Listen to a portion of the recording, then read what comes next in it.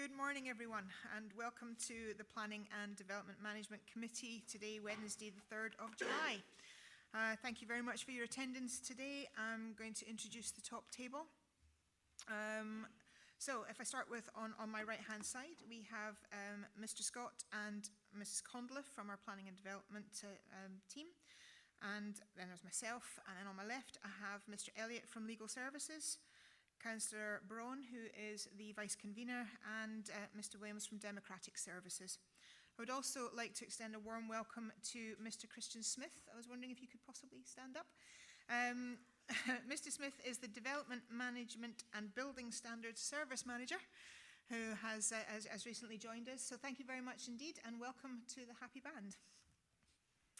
Okay, can I ask if we have any apologies from councillors today? Yes, Convener. We have an apology from Councillor Wilson with Councillor Robertson substituting, and we have a further apology from Councillor Barnacle. Thank you. Committee, can I ask, are there any declarations of interest on the proceedings in front of us today? No, thank you. Also, I do need to ask your permission to agree to hear the deputations that are coming forward for items 521 and 522. Do we have your agreement for that? Agreed. Thank you, committee. And now we move on to the proceedings. We have the minutes of the previous Planning and Development Management Committee of the 5th of June. I believe you've all got those. Do we agree that these are our representation of the last committee? Agreed. Thank you very much. I'll just sign that.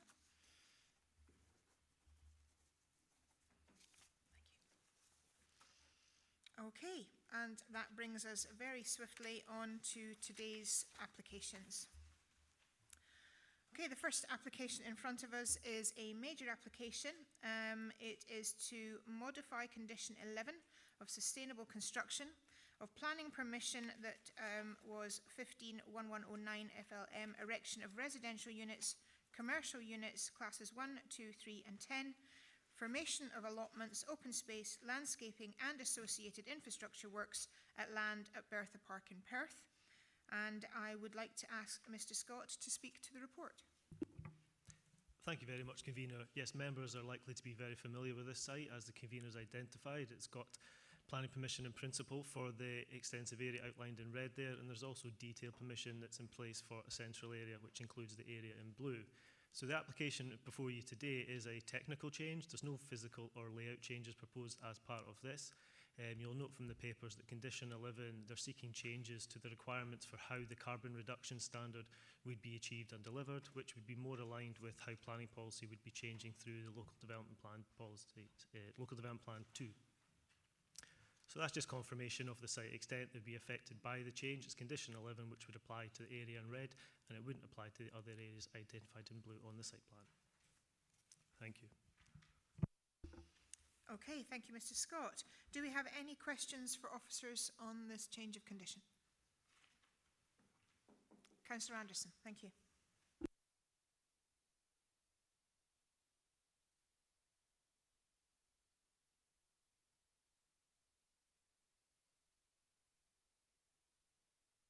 Yes, it is.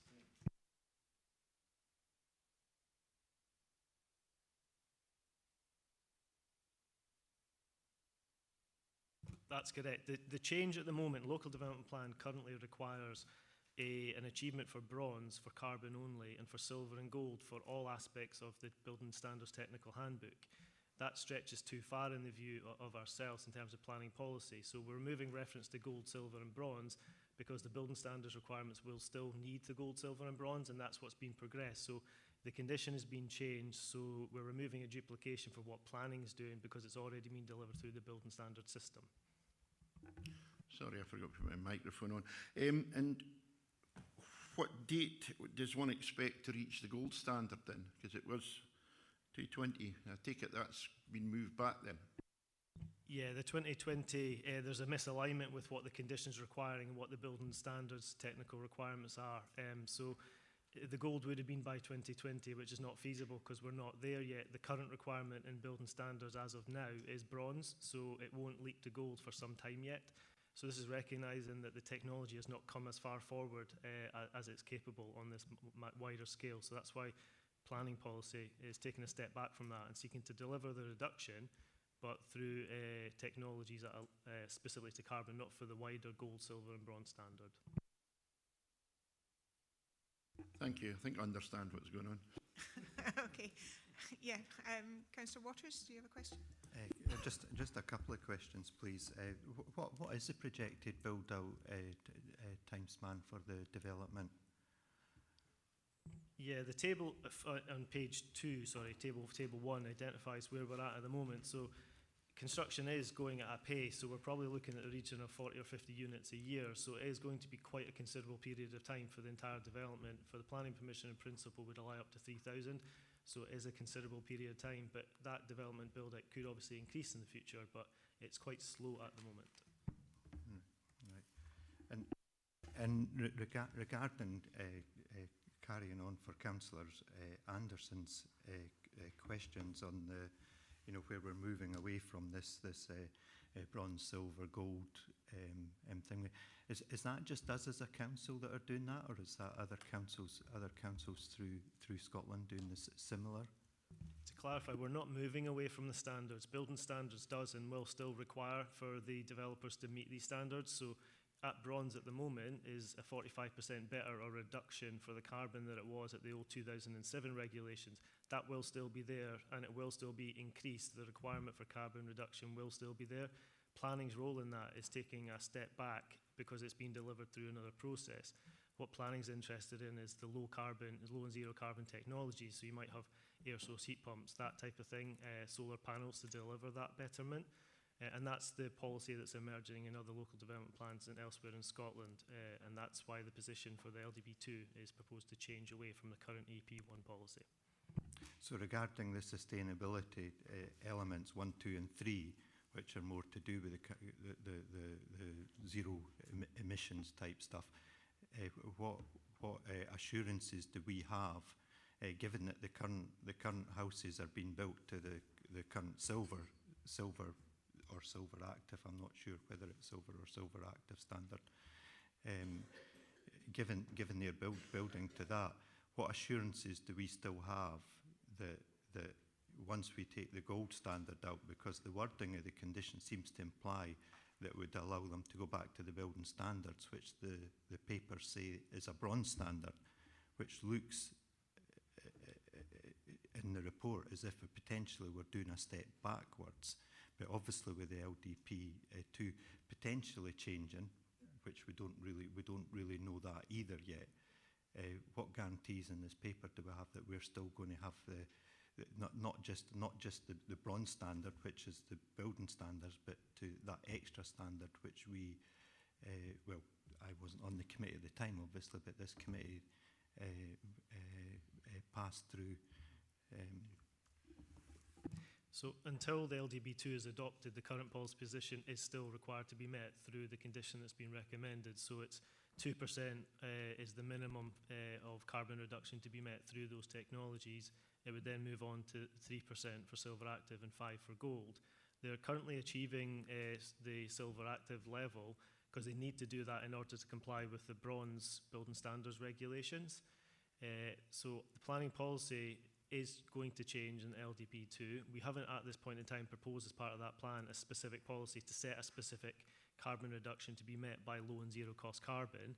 However, the reporter from the objection that we got from the Scottish Government for the omission of that policy, we've intimated that we would be propose a wording that would be a 10% standard. We're quite confident that we'd expect the reporter feels that that would be required in order to meet the requirements of Section 3F of the Town and County Planning Act. That's our duty under the Climate Change Act. So that will still come to pass. We are very confident of that, and that's the reason why we're able to recommend approval today on the basis of where the LDP2 position is going, because we do expect that will be a requirement. But the underlying standard for building standards will still be there. There will be a shift from bronze to silver and gold progressively.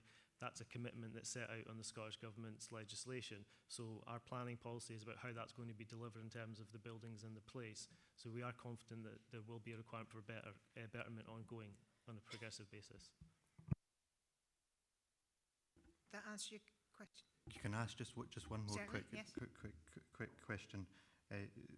From reading into this with the sustainability and the golden and standard. A lot of that's about giving the consumer confidence in the house that they're building or the standard of the house they're building. As we move away from that, how do we allow the consumers to have confidence within the standard of the house they're building and reaching our climate change goals as a council? Yes, it will still be required to meet the minimum building standard regulations, but the benefit of Springfield in this case meeting the Silver Active, there's a requirement in the building standards legislation that they can label that house as being Silver or Silver Active, so the consumer will see straight off the bat what standards it's currently achieving, and comparing against other products that might be available, it might be of a higher standard. So the industry themselves are aware that this is what consumers are looking for. They would do the same for carbon and emission for any consumer product. So they will still see what the standard is, and that standard is changing, and they're changing their housing designs in order to try and keep up with what the expectations would be. And the planning policy and the building regulations, both in behind that, trying to move them forward. Councillor Drysdale? Yeah, thank you, Convener. Yeah, I mean, this is obviously a flagship development for Perth Kinross Council area, and a very high profile at that. And what we seem to be doing here is reducing the standards that were set 5 years ago by this committee. Part of that reason appears to be economic viability of the project. And I'm concerned that we're taking a step backward against the background of a climate emergency that has been declared in this country. In what way? I mean, you have to some extent answered the question I was going to ask when addressing other members, but to what extent can you give comfort to the committee that we are still in line with expectations and we're still progressing the carbon reduction agenda? Yeah, just to further elaborate on the question I gave earlier, the reason that the current EP1 policy isn't fit for purpose is it goes beyond the carbon reduction and how it's to be delivered, which is the role planning has. It actually requires the developer, as part of that planning condition, to meet things like water efficiency and air tightness and lots of other things that are actually already dealt with through the building standard system. That's the relaxation, if there is one, within the condition we're proposing. So we're taking a step back from something that's regulated elsewhere and controlling through planning what planning ought to be controlling, and that's the carbon. And absolutely, we've got an obligation to meet that under policy. So the certainty we have is because we've got a local development plan 2 under examination at the moment, we've put a position forward there, this is how we're going to achieve it, but we know there will be a requirement for when that plan becomes adopted to have a standard in there in order to deliver the further carbon reductions. It is an obligation within the Act that I mentioned. So we aren't taking a step back from carbon, it's just focusing it solely on the carbon and the carbon reduction, and that will be secured. So the condition meets the requirements for the LDP1 at the moment in terms of carbon reduction. It's freeing up for the other aspects of the building regulations, but when LDP2 it becomes adopted, we will be obliging the developer to meet those requirements from that point on. Absolutely. Yeah, thank you. And just for my better understanding of the situation again, I note from the commentary here that the Scottish Government is objecting to the removal of the current policy EP1 and is seeking the inclusion of a new replacement policy under the Town and Country Planning in Scotland Act 1997. Can you just, again, in as plain English as you can manage, explain to me what's going on there, just so that I understand? Yeah, so when we propose the plan, consultees and the government have a right to object to elements of that, SEPA, SNH, the government. So the reporter considers those unresolved objections. We didn't propose to change the plan to respond to that objection. What we have done is have intimated to the reporter that we recognise where they're coming from, and if the reporter thinks it's necessary to have a specific policy, we've put a policy wording towards them that should address the objection.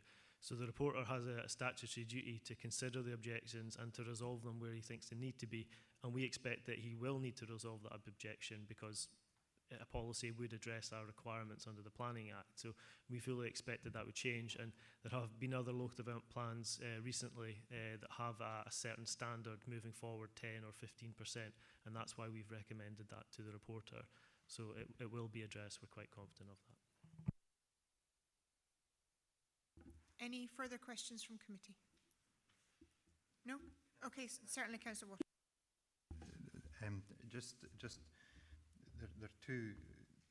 are two other elements within the silver guide, number 6, which is the flexibility and adaptability, which for carbon reduction and an overall policy within a council could be about encouraging people to work at home or stuff like that, which we and the way the house performs, it doesn't add any real carbon reduction in the house in itself, but in the wider way that we live, it does, or it can do. And you also have material use and waste as two other segments within the silver and silver active standards. Are we comfortable that these are both met to the level that we're currently achieving under the silver active level with the houses that are being built, that they will still be delivered by Springfield with any future houses that are built? We are. It would be the role of building standards to make sure that those aspects have been delivered, but in the wider placemaking sense, when you're considering a planning application, you can make sure that sustainability and all those options are built in terms of being close to transport, that kind of thing, and making the environments as good as possible. That would be where planning's role is. But the other aspects on a technical level, we're comfortable that building standards will be able to address those.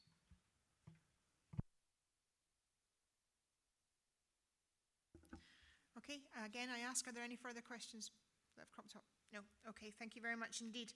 Okay, so do we have any comments to the report, or do we have a motion on the report? We have nothing. Well, I'm going to move the paper as it stands. I think this is a movement of a condition that's holding up the development in an extent that maybe technology isn't quite there yet in some of the ways forward with what we're trying to achieve. We've had reassurances from our planning officers that the building standards will be able to hold the building to the right levels of that we actually need, and we were progressing, and I'm comfortable that we're in that position. So I would like to move the paper as stands. Is there a seconder? Happy to second. Oh, okay. Thank you very much, Councillor Braun. I would potentially like to put an amendment to that based on the paper, where it does say that the current building regulations as they stand set at a bronze level, and we are building to there is currently a silver level. To me, that clearly says that we're kind of, and I understand everything that's saying, and it may be, but I have a real concern that we're given the potential to drop a standard within this. I fully accept having read through the gold standard, that we're not there. I accept that fully, but we are currently building to a silver standard. We have a lot of ifs and buts and maybes sitting within this paper on the LDP2 and what's coming back, and we don't know what's coming back with that yet. So, and I think the paper says itself that this may be a bit premature in essence. And if there's an amendment that could allow us to keep the wording roughly as it is, but change the gold standard and I would happily take advice off officers with this, to an appropriate date, to not inhibit the development and as it goes forward, and but to still say you reach the silver standard until we have more information on LDP2 and it's concrete in what we have, so we're not losing any little loopholes in there. And then and with the potential we still move into a gold standard at some appropriate time in the future, but not 2020, which I fully accept. So I'm quite happy to take officers' advice on this. Okay. Any advice? Yeah, I think the recommendation for the condition was deliberately moving away from the labelling standards because that's what sits with the building standard regulations. I do accept what you're saying, that there would be a fear that might be going back, but they are already meeting the silver standard on this site, and they will require to do what they're currently doing in order to meet the bronze. So it still is, it's a 3.4% betterment they're getting just now, which is actually beyond the silver standard. And I don't think it would be necessary or reasonable to change the condition to frame back in the bronze, silver and gold standard, because the planning policy that we currently have does that in terms of the carbon only, and the LDB2 policy will still have a requirement which will lead to that position in any case. Okay, so are you still wanting to put in an amendment, Councillor Waters?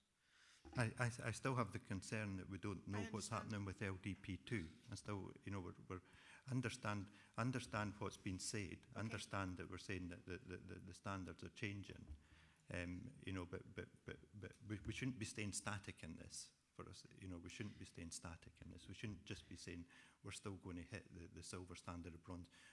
You know, the standards should be rising as we're going forward. We understand that we want to pass, you know, that we're looking at the Scottish Government and the building regulations to actually achieve that. But, you know, as a council, do we not, you know, you know, in the Climate Change 2009 Act and items, item 72, on our commitment as a council to meet these climate change goals through our LDP type thing. But we still don't know what that's going to be, so we're still signing up to something today that's still getting challenged, the LDP, and specifically on the clause that relates to this is getting challenged. So we don't know what's going to come out with this. I'm struggling to see how we can make a decision on this based on something we don't know what the outcome's going to be. So I am still really struggling with that part of it all. Sorry, which I do understand. If there is a deferment available in this, I would take a deferment until it things. But obviously we don't.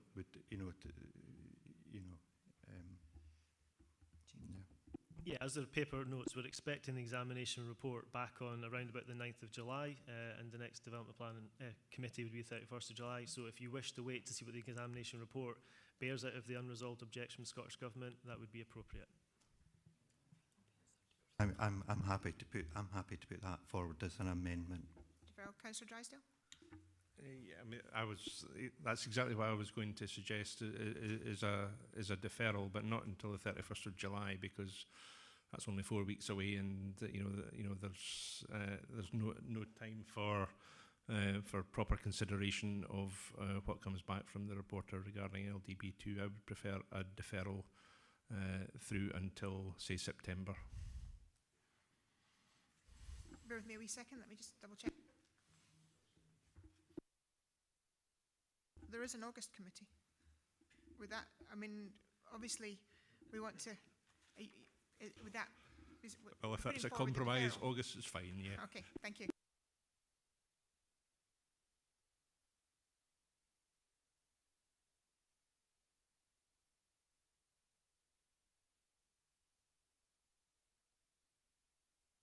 Just bear with me a wee second.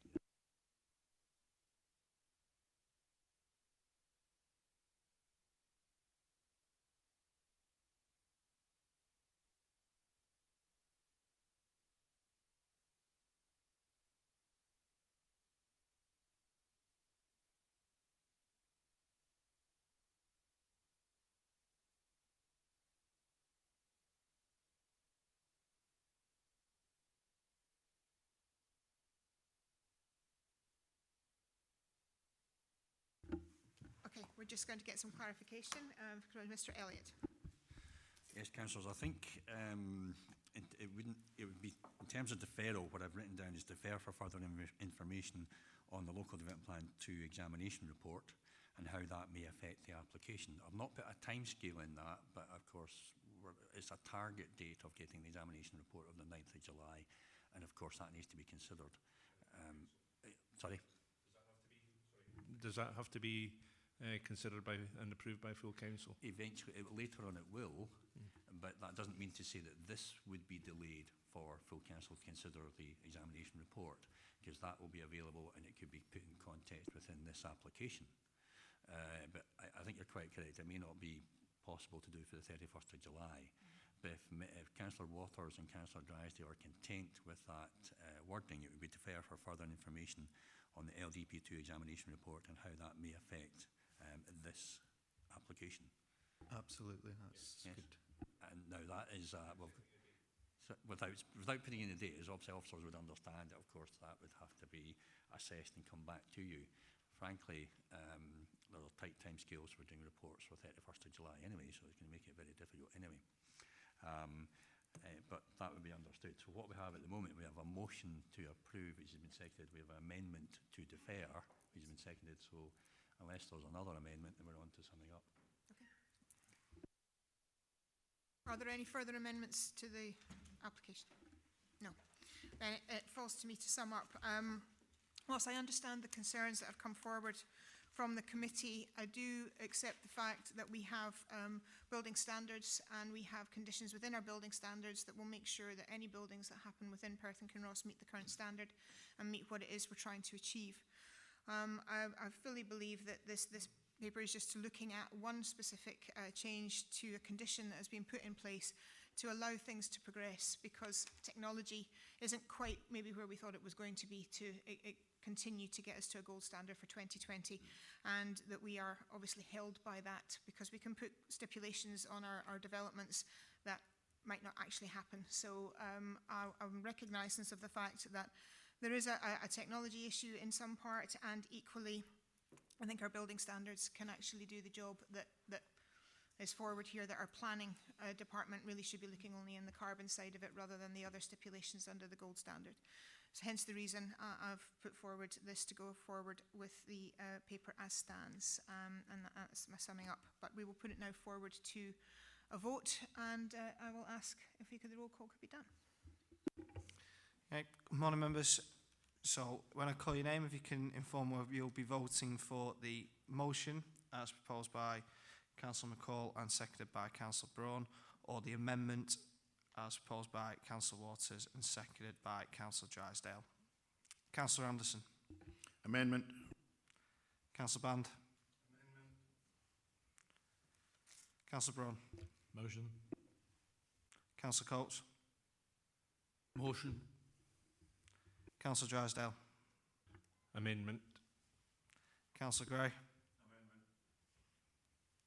Councillor Jarvis. Motion. Councillor McCall. Motion. Councillor Simpson. Motion. Councillor Waters. Amendment. And Councillor Robertson.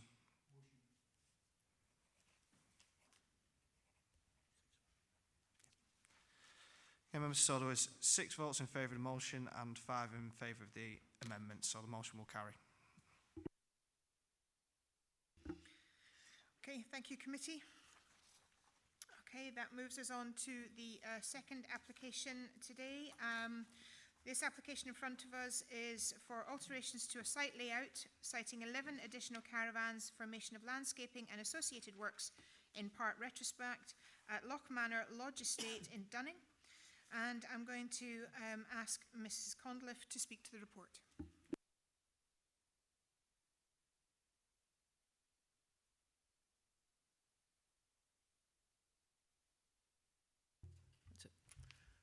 Thank you, Convener. This shows the layout of the development as proposed. The red units are all existing on the site, and they are agreed that they are in the positions as they sit on the site. And the proposal are the purple coloured units, so there's 10 there. You'll see on the report that it says 11, but in the report you would have read with regard to the difficulty that we've had about trying to get the exact position of them with the former developer for the site. So the layout there, we've got 4 little areas where there are proposed new units, 2 in the northeast corner, 5 in the southwest corner, 2 in the north just as you come into the site, and 1 in the middle. I'll show slides of the access, also the B9141, and quickly show you each of the sites of the 4 different areas for the new units. So this is on the B9141, and we're looking south towards the application site and the entrance. Just as you're looking down the road there, just before you get to the trees and the bad bend, you can see something on the road, and basically it says slow, which is just at the entrance to the site, but you'll see that on another slide coming up. This is within the site, looking back to that entrance that we saw just a second ago, and you can see the relatively low level walls to allow for the visibility onto the B9141. So this is sitting at the entrance to the site, looking back up the B9141 towards the A9 junction up towards Perth, and then we're looking the other way, and there's that slow sign, and that takes you to the bad bend. So clearly, as it says in the report, the full visibility is not achievable for the distance due to the topography and the bad bend, but you will appreciate that vehicle movements will be much slower as you are coming from the bad bend or approaching it. We're now into the site, and I said I would briefly show the 4 locations. This is the one for the 2 units in the northeast corner of the site. This is in the area of the southwest, where there are 3 bases already put. You can see 2 concrete bases already in situ there, and there was previously to be 4 within that area, and there are now going to be 5 proposed as part of the development. This is the one in the middle. It's actually where that smaller unit is. That would be removed, and a new unit would be placed on that position. And finally, this is as you come into the site, there would be 2 units proposed just beyond that fence, but still in line with the existing office, so that the built development remains in a similar position. And then we're back to the layout. Thank you. Thank you for that. We have deputations on this application, so I would like to invite Mr. Miles and Mr. Cora to come forward.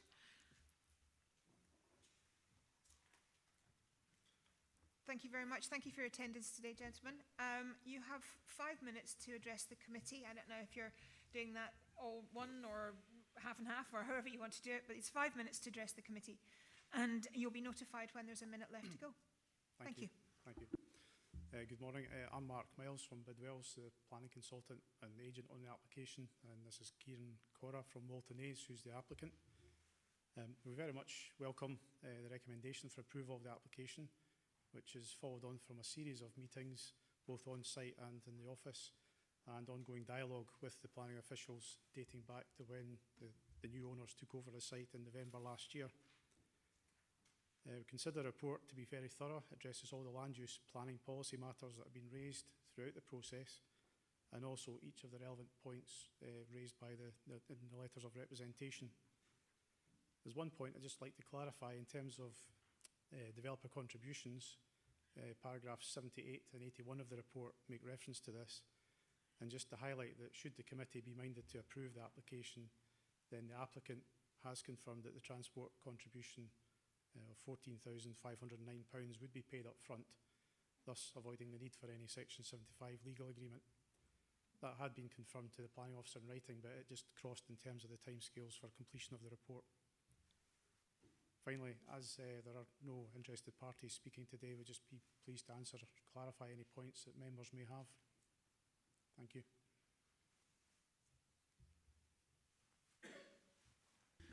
Sorry, thank you very much indeed. Apologies for that.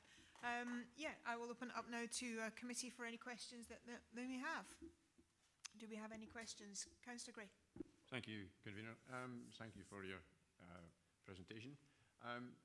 A lot of people do complain about the road network in the area the access to the village. Do you have any evidence of this from residents already regarding pavements and the speed of traffic on that road? Not from residents or the holidaymakers on the park per se. I think obviously the wider community have certain issues, and certainly the Community Council have raised that as a concern. But I think in terms of both the distance from the village, I think it's recognised in the report that to try and put a footpath link in would be excessive for the scale of development that's proposed here. And there is this willingness to pay the transport contribution up front. I appreciate that's probably for the wider transport improvements generally within the Perth area, but some of that could be put towards sort of localised improvements. Thank you, Councillor Gray. Do we have any further questions?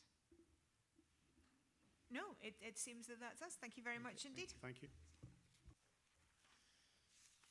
Okay, so do we have any questions for officers on this paper? No? No questions? Oh, Councillor Gray, thank you. Yeah, Mr. Salmon, perhaps.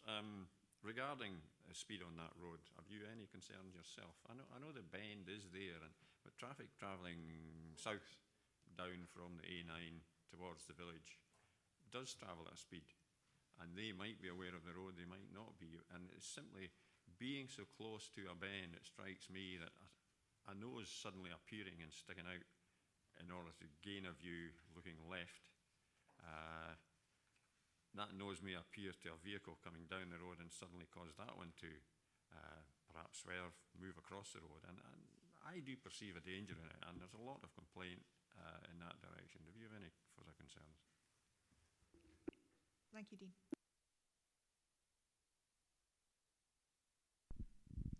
Good morning, committee. In terms to the visibility in the away from the bend, the display is there, as it were.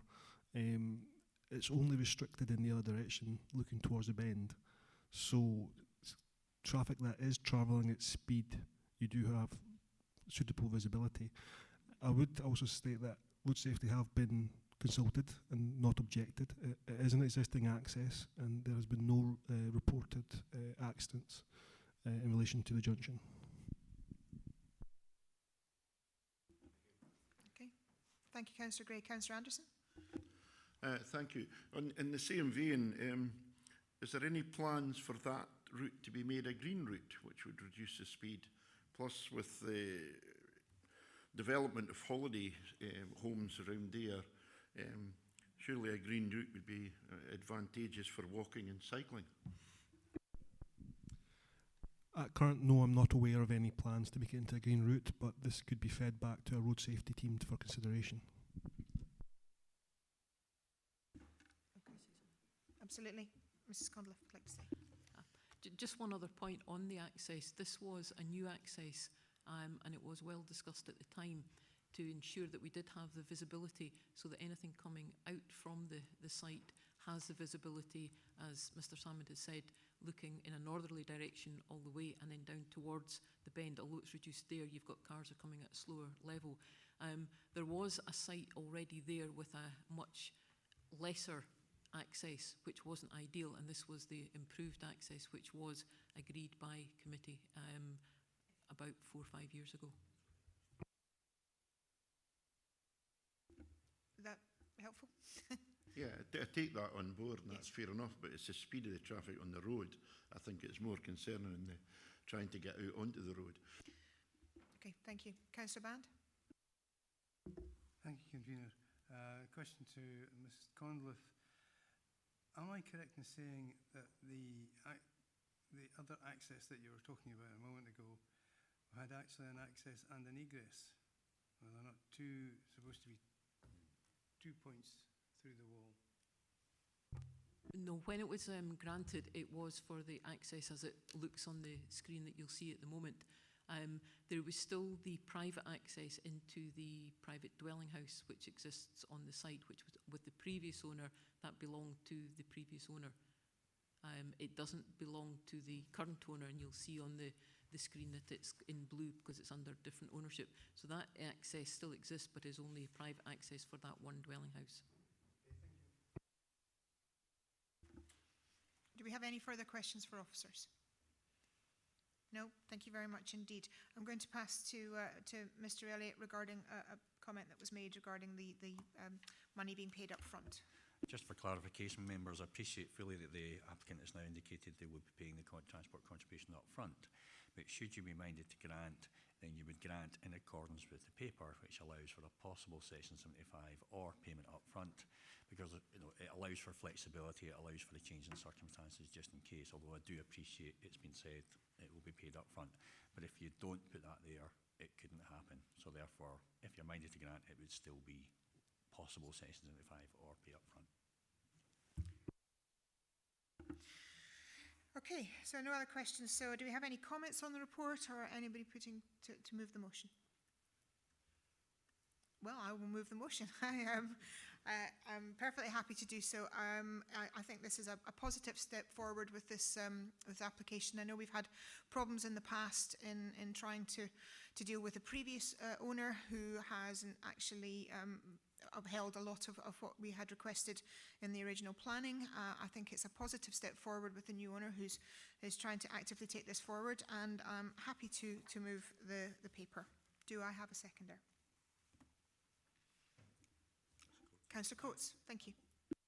I'm happy to second the paper, convener. Thank you. Thank you very much. So, do we have any amendments? No? Then in that case, the application is approved. Thank you very much indeed. Okay.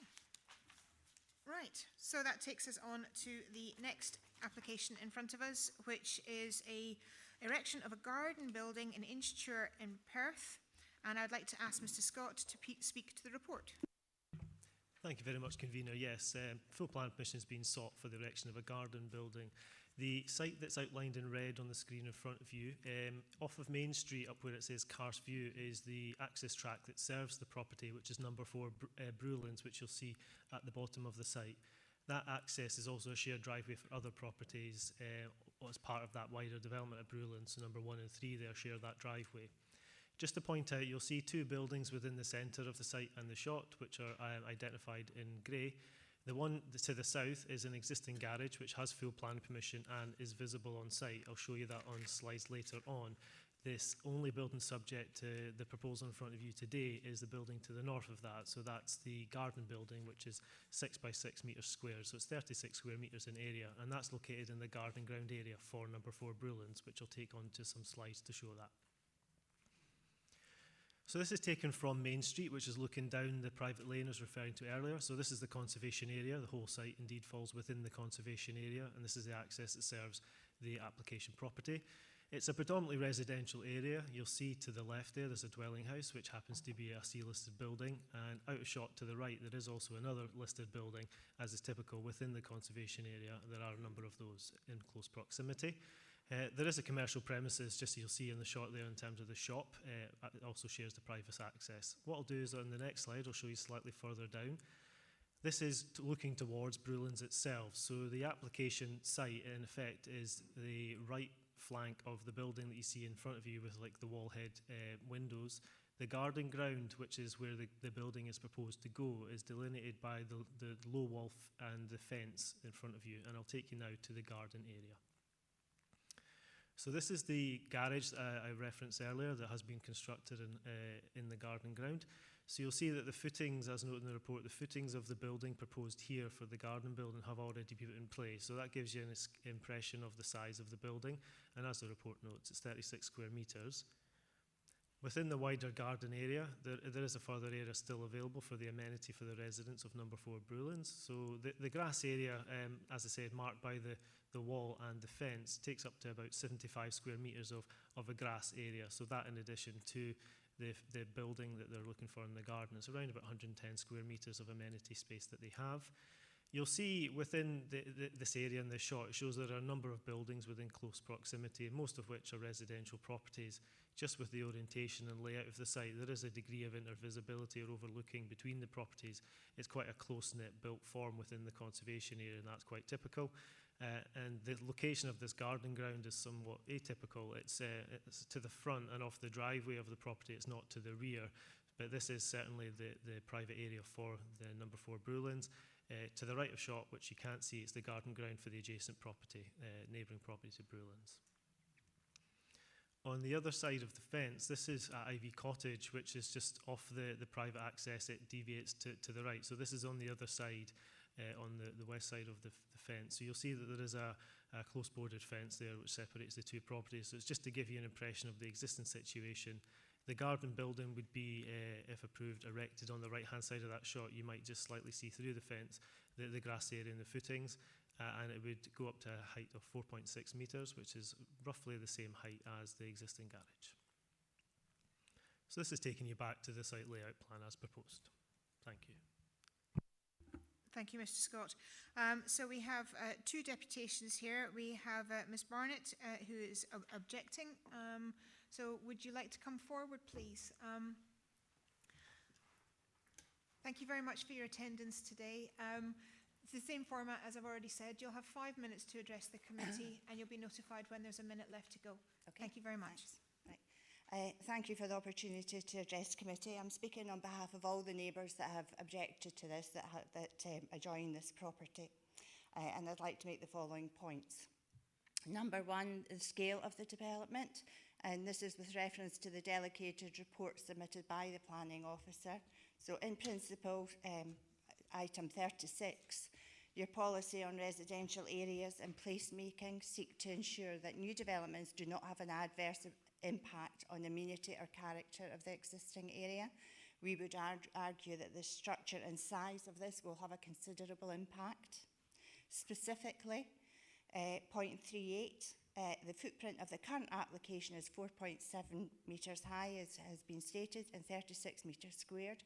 But when joined to the original, the double garage that's there at the moment, the final building will be 4.7 metres high and 66 square metres, the size of a modest bungalow.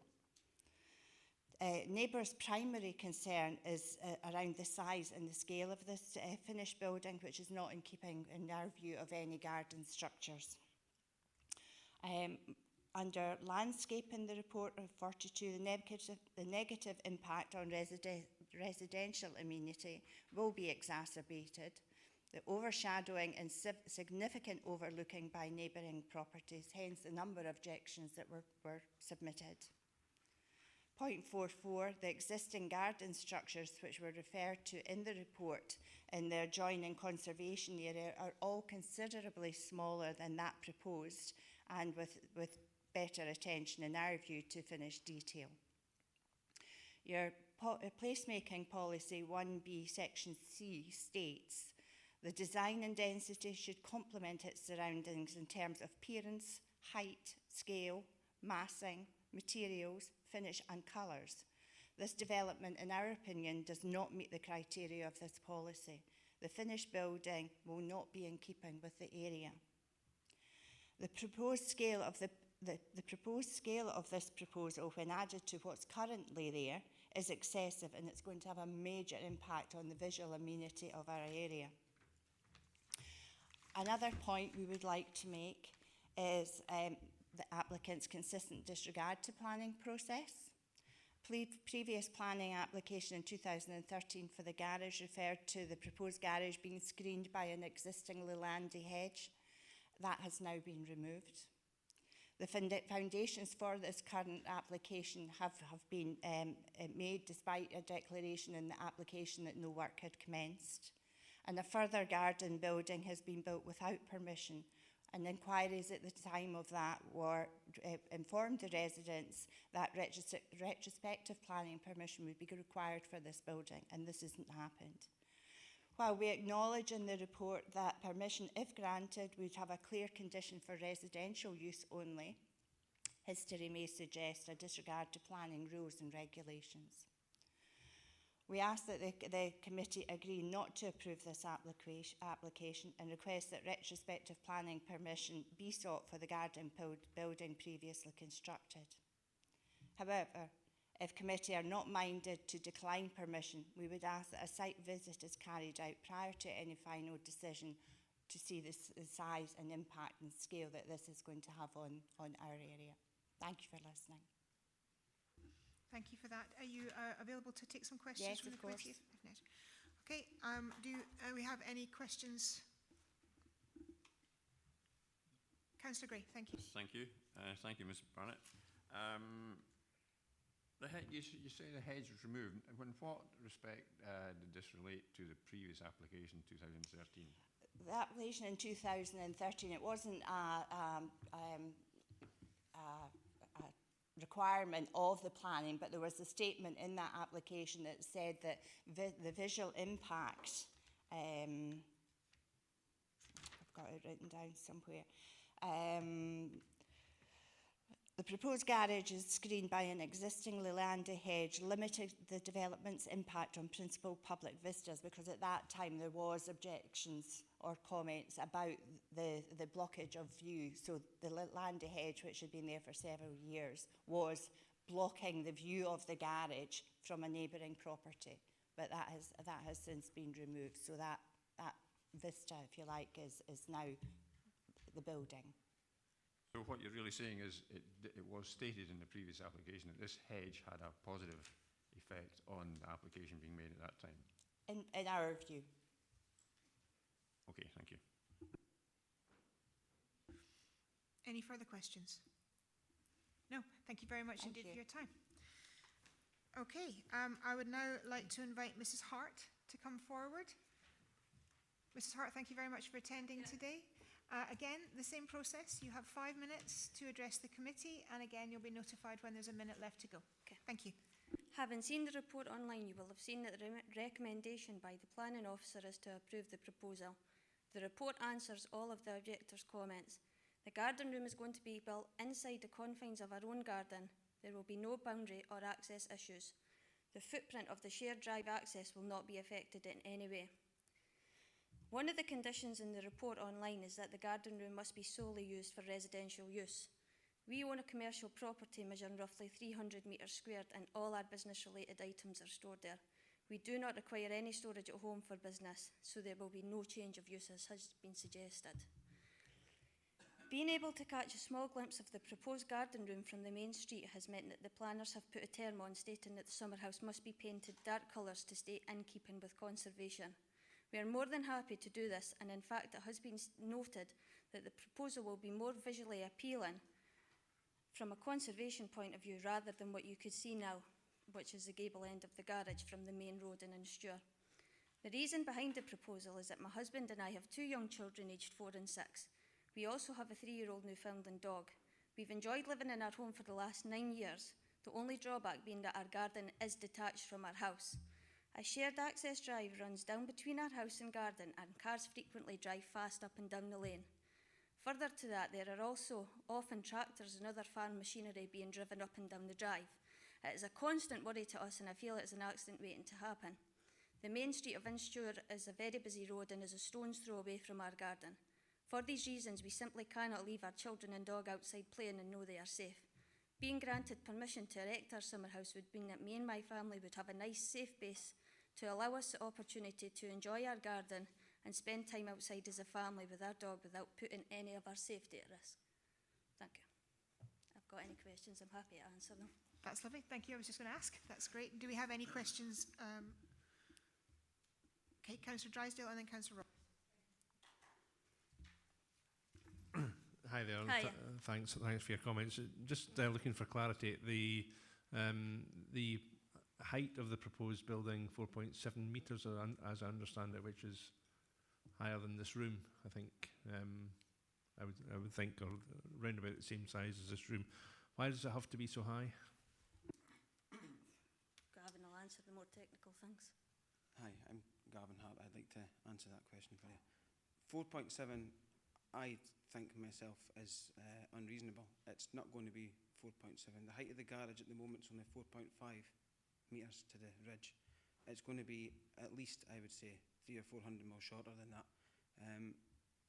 I haven't actually seen the drawing where it says 4.7, because 4.7 would take it above the existing ridge height of the garage, which it's not going to be. The inside room size to the top of the wall was going to be 2.4 metres with a pitched roof. I think it's at 35 degrees, so it's going to be a lot shorter than what it is. It does, as you've seen by the photos, it does sit on a base which is raised up off the ground, but it's only half a metre or so. So even if you add that half a metre to the 2.4 plus the 35 degrees, you're not taking it anywhere near 4.7. It's at the most, I would say, somewhere between 4 and 4.5.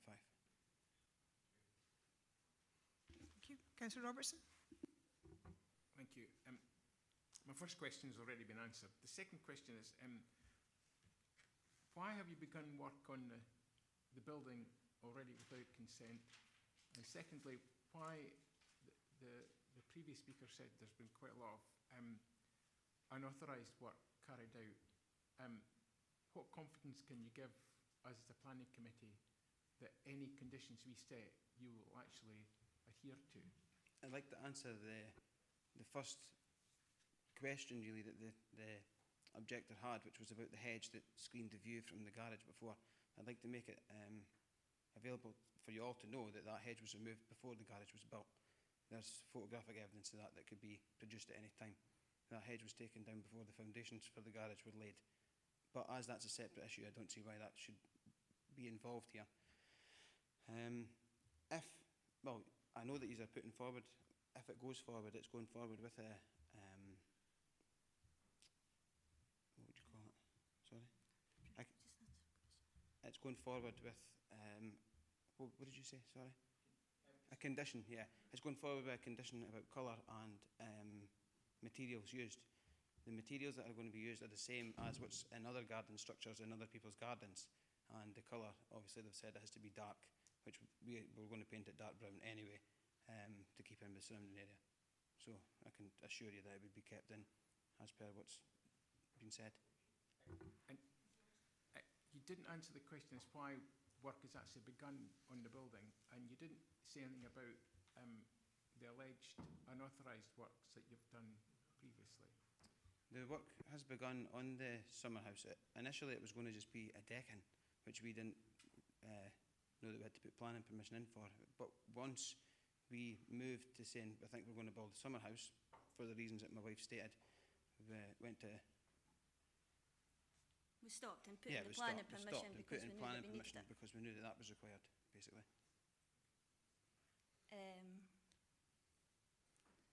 There was an issue with the shed. There had been a shed since the day the house was built at the side of the house. It was falling to bits.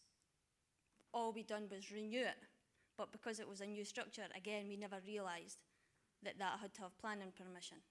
I was a bit naive and never knew. The enforcement officer came down, had a word with us, and we kind of never heard anything else about it, but we will put in planning permission. That was a separate issue with the council officer, the planning officer that we spoke to about that. Any further questions? No? Thank you very much indeed for answering the questions, and thank you for your time. Okay, we open up now for questions to officers. Do you have any questions? No? Okay, thank you very much indeed. So now we move on to any comments on the report, anything that wish to be raised, or do we have a motion? Okay, Ren, it falls to me again. I'm going to move the paper as it stands, which I know will be annoying and frustrating for the residents in the area. There are various bits and pieces that I think we have to remember as a committee, that previous situations don't actually bear on this particular application, other than the questions that were asked by Councillor Robertson that I think have been answered.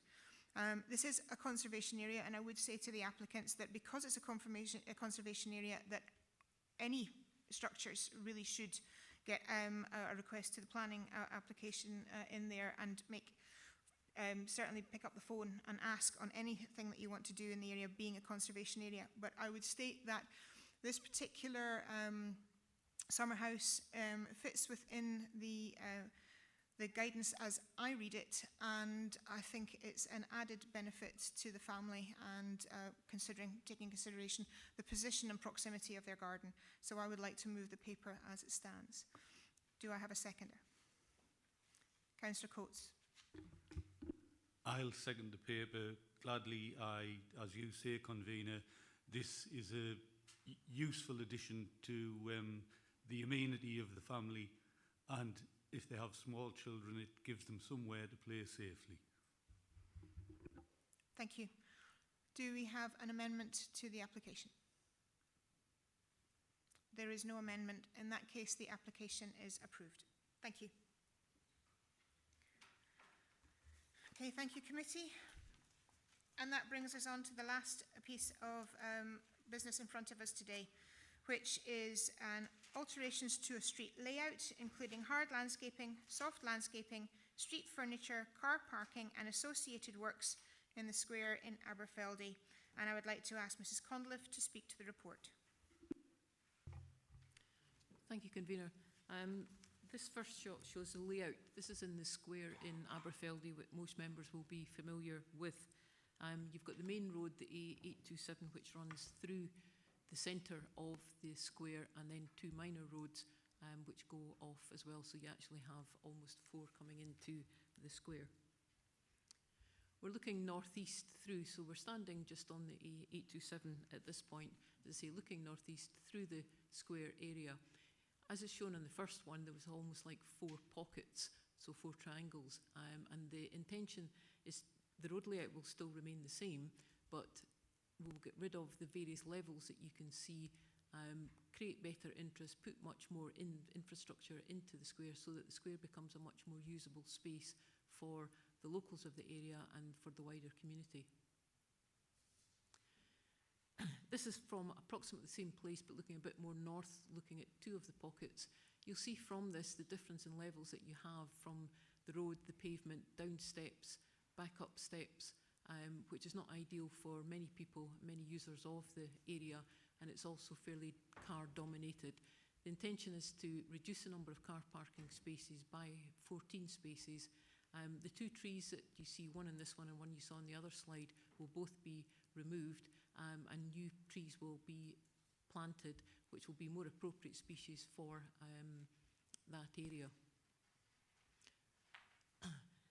This is again on the other side now. We're looking back across the square, and the tree that you see here is actually quite large and causes difficulties in terms of shadowing into upper windows of residential properties on the square. So the intention is to put more appropriate species in, which would have longer autumn colour in them, but also be of a smaller scale.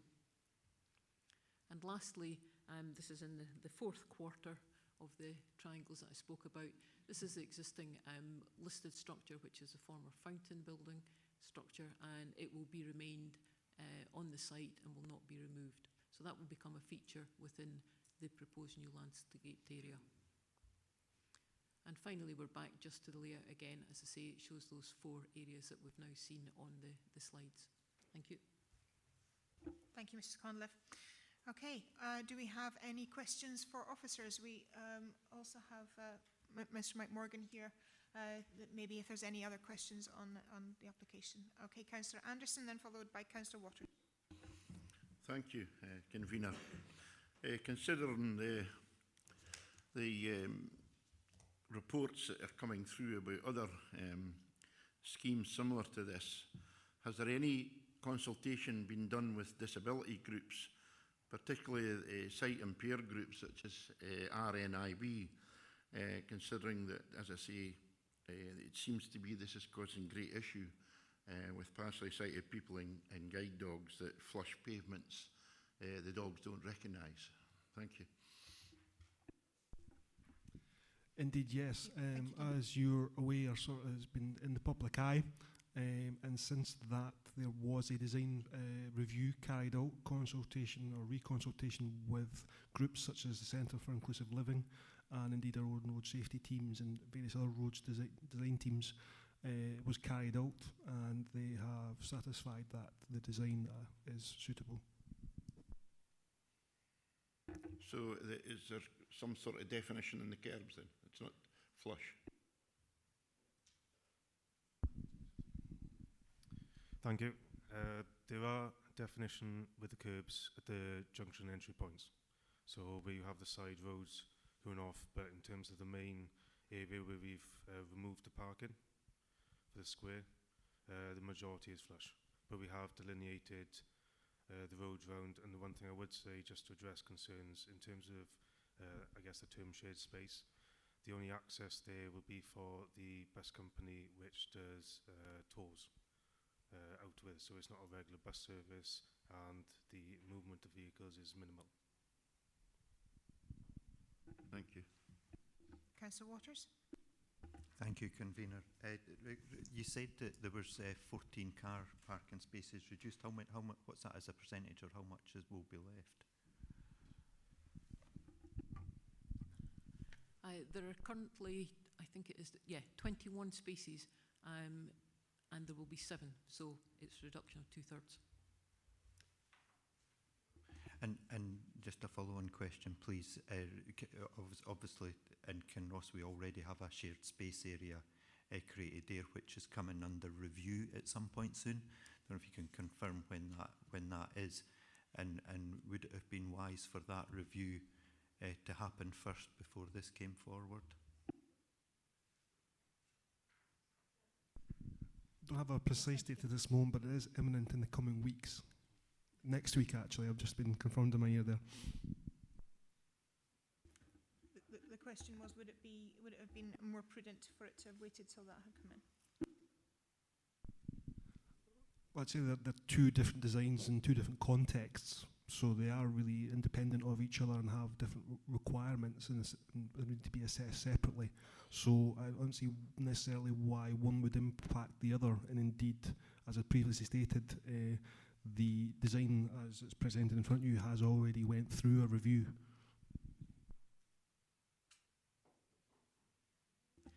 Any further questions? Councillor Simpson. Thank you, Convener. Much is made of car parking arrangements in this. 2 questions. One, have we any evidence that there is a shortage of car parking spaces within Aberfeldy town centre itself?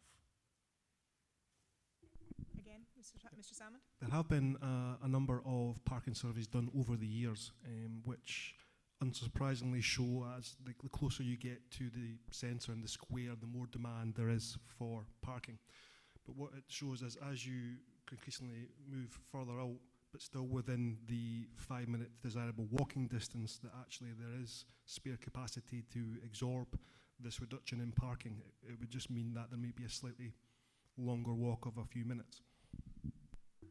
If I could do them a power of good, go for a walk, okay, in my opinion. Sorry, Mike. Just add on to the back of that, just in terms of the parking, we've done 3 parking surveys as part of this development of the project, which has been spanning almost 6 years. So the last one was back in 2017, and we actually included the campus as part of that. So this was undertaken in the height of the summer, and it showed that there was a 60% capacity of the campus over the weekend. So, and I think it's making a point that that campus is within 2 minutes of shops along Bank Street as well. So there's often a perception locally, all the shops in the square, well actually you got Dunkeld Street, Bank Street, Kenmore Street, come out as well. So we're trying to show that actually the parking serves the town quite well. Thank you. I'm reassured, but a little walk will do most risks a power of good, I would say. But moving on, I notice although there's much mention of car parking, there's only one mention of cycle racks. I wonder if we get information on how much cycle parking will be available as a result of this. Again, Mr. Morgan, thank you.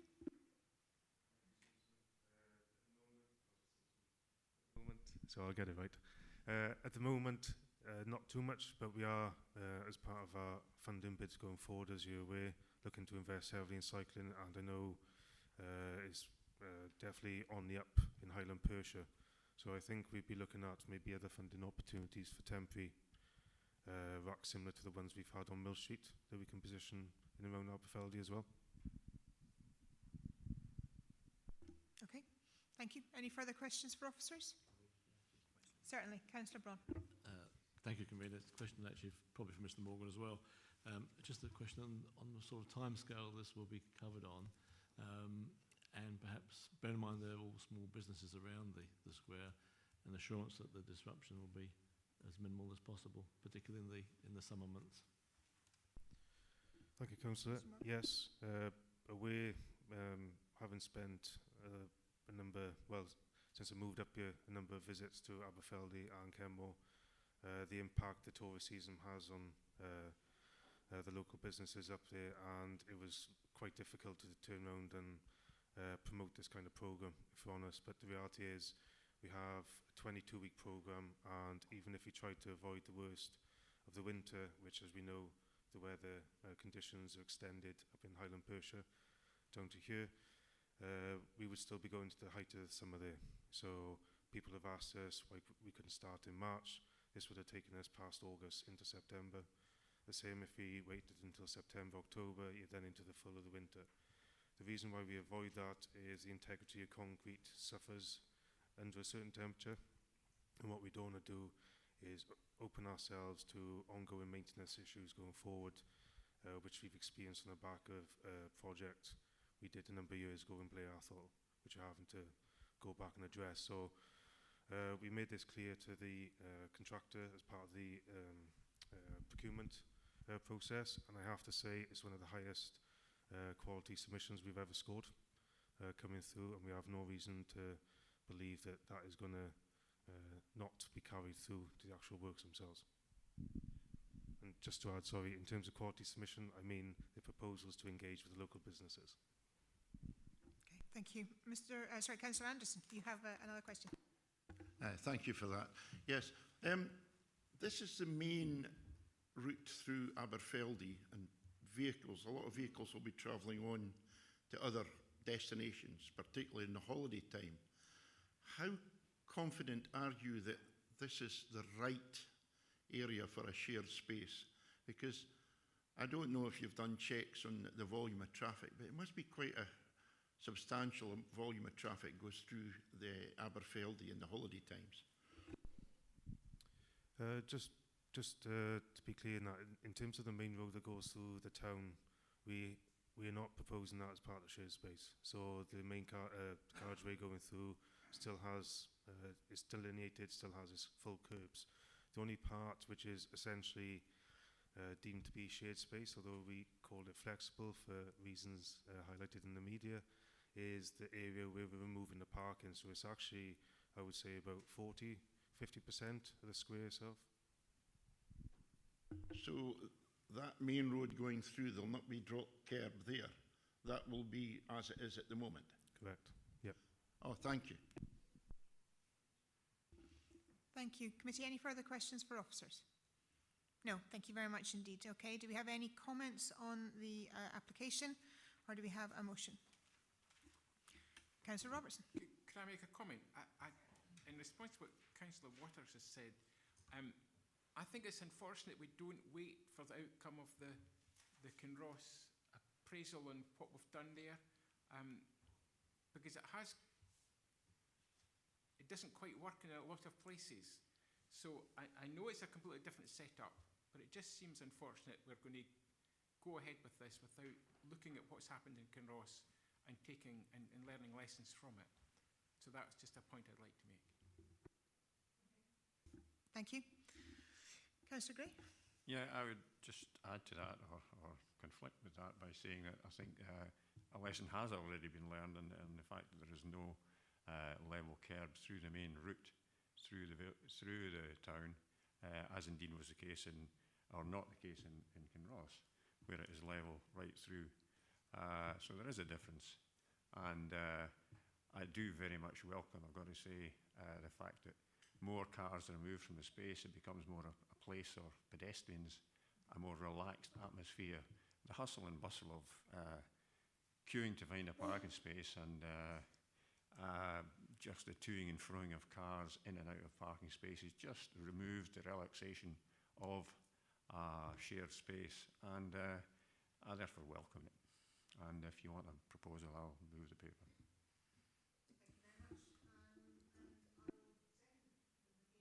Sorry, I will second the paper. Just wanted to say I actually went up there to have a look yesterday, to have a look around to see what the parking issues actually were, to see what the movements were. I spent a lovely time having a coffee and watching the comings and goings around the square.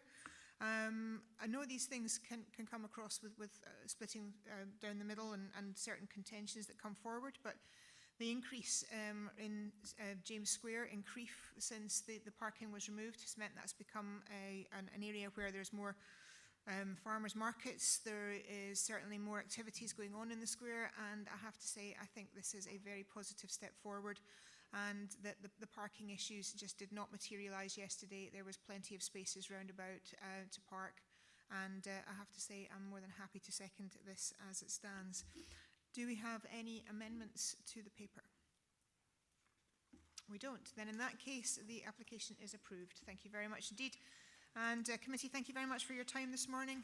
Enjoy the summer.